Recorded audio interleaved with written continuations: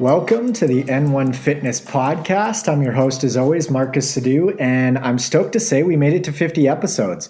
Time absolutely flies. So before we get into our topic today, I've had a lot of folks ask me how I get our guests, and it's actually simpler than you might think. I just reach out to people that I'm interested in getting on the podcast via email or social media. The vast majority of the folks that I have come on for chats, I've been following for years. And at first, I was actually kind of surprised just how willing and generous folks were with their knowledge and their time, willing to come on, especially when I first got rolling, because I didn't have very many episodes posted. And so people were probably thinking when they looked at the page, is this podcast even going to last? Will it be inactive in 6 months like so many other shows? Is this guy a shit interviewer? Stuff like that. But people are amazing. And so I just want to thank everyone who's come on, shared their insights with us, because I truly believe this information around nutrition, movement, sleep, stress management strategies is more important than ever. So thank you so much to all of our awesome guests. I really appreciate it.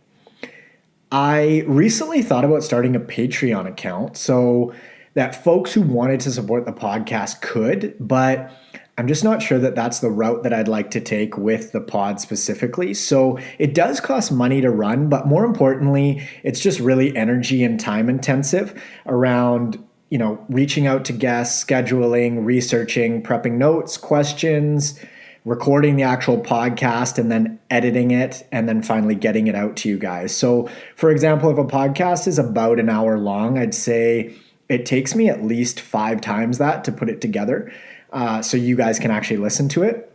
Now, if you'd like to show your support, I would love it if you reviewed the podcast on iTunes, as it really helps us grow and reach more folks. And you can also share it on social media, email the link to a friend or whatever. The most important thing to me is that as many folks as possible are getting access to this information.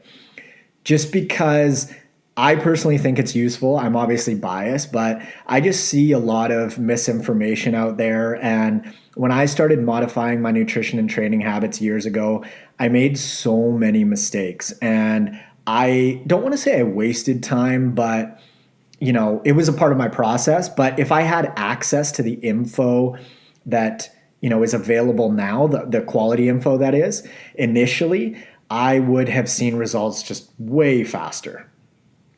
Now, for the folks who have already reviewed the pod, thank you so much. We have 19 5-star reviews, which after looking around at other podcasts in this space is actually really good. So I so appreciate the folks who've taken, a minute to do that. But on to more important things. Let's get into the actionable stuff here. The top 5 fat loss mistakes I see over and over and what to do about them. First up, number 1 is inconsistency. So in my opinion, this is the biggest fat loss mistake because we're all well aware that fat loss doesn't happen overnight, and neither does fat gain. So this stuff takes time, and consistency really is required or baked into the cake when it comes to getting progress. So for example, if someone starts eating healthfully for a few weeks or maybe even a month, but then falls off and goes back to what they were doing prior to them losing the weight or changing their habits, they're going to regain whatever weight they lost and then essentially be back at square one. But most likely more frustrated than they originally were, and possibly even less motivated to do anything about it, because it just feels like you're spinning your wheels at that point, and by definition you are, right? Because you're back at square one. So in order to navigate the consistency piece when you're choosing what nutritional approach to take, just ask yourself, can I see myself eating this way in a month or 3 months or 6 months or a year down the road? And if the answer at the beginning is already no, you're going to need to modify your approach. Now, we're not after the quote unquote optimal diet for fat loss, because if you can't follow it, it's not optimal, no matter how quote unquote optimal it is on paper.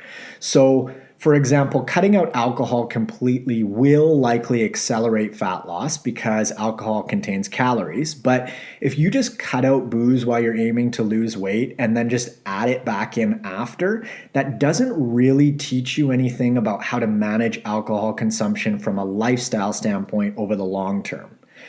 Similarly, if someone goes on a super low carb diet to lose weight, and then once they get to their goal, they add back all the carbohydrate they cut out previously because it just wasn't a sustainable approach for them, they're going to regain that weight. So when you're setting up your fat loss strategy or having a professional set up your program, establish something that you can see yourself doing more so as a lifestyle as opposed to for a temporary period of time. Your results likely won't be as fast initially, but then just ask yourself, do you want to be in shape for 2 months or 20 years? Number 2 is striving for perfection. So let's say you're driving along in your car and all of a sudden you hit a big pothole and you have a big jolt in your car. So you pull over to see if your car is okay, if you've got a flat or whatever. Turns out you do. You do have a flat tire. But do you say to yourself, well, I've got one flat, so I might as well slash the other 3 tires as well? No, right? That's crazy. 4 flats is a much bigger pain to deal with, and it's a lot more expensive than fixing 1 tire. But for some reason, we do this around nutrition all the time. Well, I had 3 cookies, and 3 cookies is just like 4 cookies, and 4 cookies is like, fuck it, I'll just have the whole box, same shit. One thing that I see really consistently across the board with my clients whom have the most success is that they're the quickest to get back on track. So it's not a matter of whether they get off track because it happens to all of us. We're human. The most important factor is how fast you course correct. So don't let perfect be the enemy of good because good gets results. Number 3 is self-sabotage. So being that your goal is fat loss, and fat loss is really difficult, we don't want to make it harder than it needs to be. So setting up your food environment for success is crucial. Keeping treats and calorie-dense foods that you find tempting on your counters, in the fridge, the cupboard, pantry, makes it super convenient to consume them. So start off by getting rid of all that stuff. Donate it to the food bank so you can't rationalize to yourself, well, I don't want to waste food and this and that. And then on the contrary, keep your fridge, pantry, cupboard stocked with a bunch of foods that you want to eat. So this is going to make it as easy and convenient as possible to eat the foods that support your goals and as hard as possible to get your hands on the foods that sabotage them because they're simply just not in your food environment. An example that Rob Wolf uses in this instance that I think is just kind of funny is if you don't want to cheat on your husband or your wife, don't go to the Playboy Mansion, get drunk, and do MDMA. So another example would be, becoming a pro athlete is super difficult. It's like 0.00001% of folks actually make it to the pros. So you don't see, basketball players and American football players insisting on playing with one hand tied behind their back because they want to make it more difficult for themselves. I mean, the game is already hard enough as it is, so you want to give yourself the best shot to succeed as possible because it's already just so difficult. Now, I typically include 1 treat meal in my clients' programs each week if they want it, and it's more for a mental break than a physical one, to be honest. But if this strategy is something you'd like to implement, what you can do is either eat out and don't bring home leftovers, or if you order in, only order as much as you're going to eat at that specific meal. Because I know for myself personally, if I have leftover pizza hanging out in the fridge from the night before, it's going to be breakfast pizza the next day. It's going down, no question. Also, it's a good idea to have that treat meal at dinner time because I've noticed that if my clients have their treat meal earlier in the day, it's much more likely to turn into a couple treat meals or even a complete treat day. So make your treat meal at dinner time as opposed to at breakfast or lunch, just so you don't give yourself as much of an opportunity to turn it into, a longer period of time where you're adding all these calorie-dense, hyper-palatable foods. Lastly, if you have a bunch of resistance around modifying your food environment, you might want to ask yourself, is this fat loss thing something that I actually want? It's just food for thought because it just makes no logical sense to make something that's already extremely hard that much harder. So if that's the case, there could be some unconscious self-sabotage stuff going on behind the scenes. Number 4 is pattern recognition. I haven't heard too many folks talk about this concept, and I think it's really useful when it comes to fat loss, but also just life in general. So in my opinion, pattern recognition is probably one of the most useful life skills, which I know is a big statement, but let me explain. When you have a goal and you start noticing patterns in your behavior that aren't in line with that goal, the sooner you can pick up on them, the better. So for example, when I drink alcohol, I don't sleep as well. And when I don't sleep as well, I'm typically hungrier the next day. And when I'm hungrier the next day, I tend to overeat. And ultimately, that derails my fat loss progress overall because it throws off my calorie balance. Now, when you start picking up on patterns like this and the snowball effect in your life, the easier it is to identify the root cause of something and then shift it.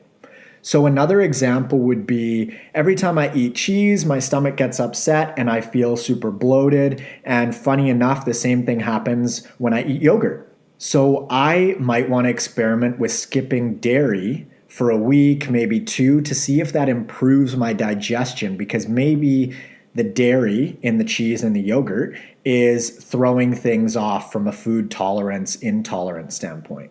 Now, these are food examples, but this skill translates to essentially everything. So folks that notice patterns first in the financial sector have massive financial success.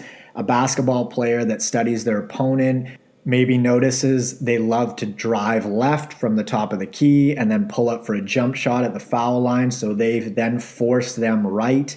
And that's a key player in that game or series. And so that little tweak may be the difference between going to the playoffs versus not, right? So these little things add up. And the sooner that you can catch these patterns in your life, the more effective you can shift them.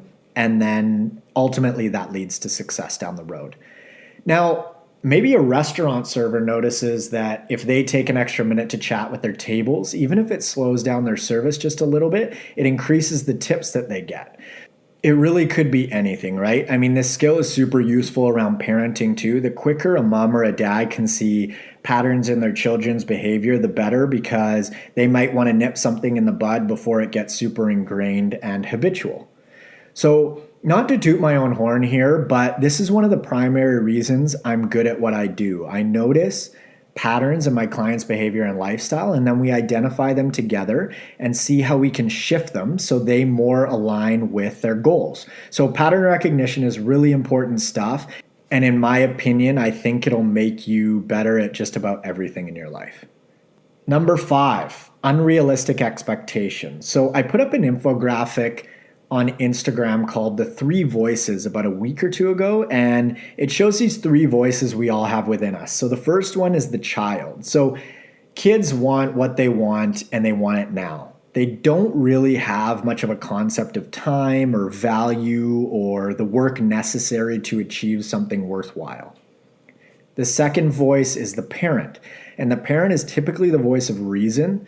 So we all have that one friend in our group that's fairly practical and always has a pretty definitive idea of what is right and what is wrong and fair, unfair, good, bad, that sort of thing. So that's that parent voice that we all have within us. And the third voice is the adult. And the adult sees the world clearly. So they understand the cost and payoff of certain situations or any situation, and they understand that the amount of work that they put in is a direct reflection of the result that they get. So the adult typically makes an informed choice after looking at the whole picture. So when we have unrealistic expectations, it's typically that child voice popping up within us. The child always wants faster results. So if you lose 2 pounds, the child wants 3. And if you drop 3, the child wants 4. So if you've spent much time around kids, you know that patience isn't really a virtue that they possess yet. So when you find yourself getting impatient with the results you're getting or not getting, take a step back and look at the whole picture. If you're say 45 years old and it's taken you 45 years to get to this point, it's likely going to take you more than 45 days to get where you want to go. Now, it's not about eliminating any of those voices because first and foremost, they're not going anywhere. We need them. They're aspects of our ego, and the ego can be useful. So instead of trying to change the voices or eliminate the voices, just pay attention to which voice is sort of running the show around your nutrition and health choices, and do your best to listen to either the parent or ideally the adult most often. So that's a wrap, guys. Thank you so much for listening. If you're interested in personalized one-on-one nutritional coaching with me or workout design, you can check out the website at www.n1fitness.com and feel free to fill in a contact form. I'd also love to connect with you on Instagram, so you can reach me at N1Fitness, and also feel free to friend me up at Marcus Sadu on Facebook, and then you can follow along on YouTube as well at Marcus Sadu. And lastly, knowledge is awesome, guys. That's why you're listening to this podcast. You're interested in expanding your knowledge base. But this stuff is so much more useful if you actually implement it in your life.